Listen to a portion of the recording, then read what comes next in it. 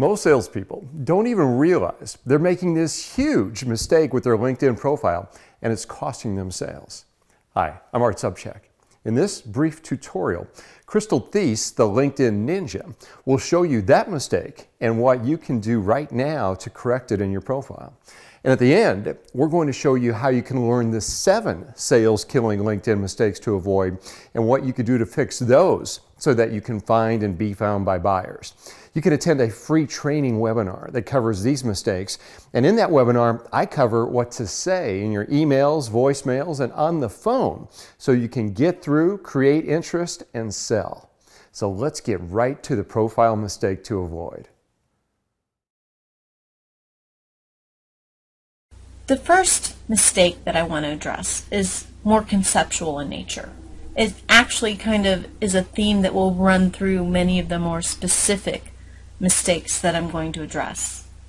And that is the mistake of perspective. When most people build their LinkedIn profile, LinkedIn will walk you through a wizard that asks you a lot of questions and for a lot of information about your job history and your employment skills and your career goals and everything that has to do with your career. And that's good if you're looking for a job. But if you're using LinkedIn for sales and business development, you need to kind of step back and think more about who you're building this profile for. What's the perspective? You need to create more of what I call a customer-centric profile as opposed to an employer-centric profile.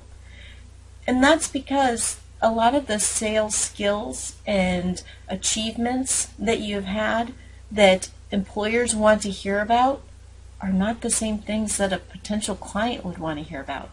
Think about it. If you're talking about how great you are at taking a cold lead and converting it to a new client for the best possible ROI, that sounds really great to an employer. But if you're wanting to buy from that person, what does it make you feel like?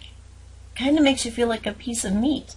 So you really need to step back and look at your profile as you're building it out, putting yourself in the shoes of the perfect customer. What would they want to see? What would they need to see? What would convince them to at least want to learn more, possibly take action, possibly reach out and connect with you? So as you're building this profile, you need to be talking to that person specifically. The content you share has to talk to them. The message in the profile, all the way up to the headline. You want to make sure that how you're building this profile talks specifically to the type of client you're trying to attract, even down to the content you share. So think, how can I build my profile in a way that a potential client would look at it and say, yes, I need to talk to them? We're going to talk about some more specific parts of this moving forward.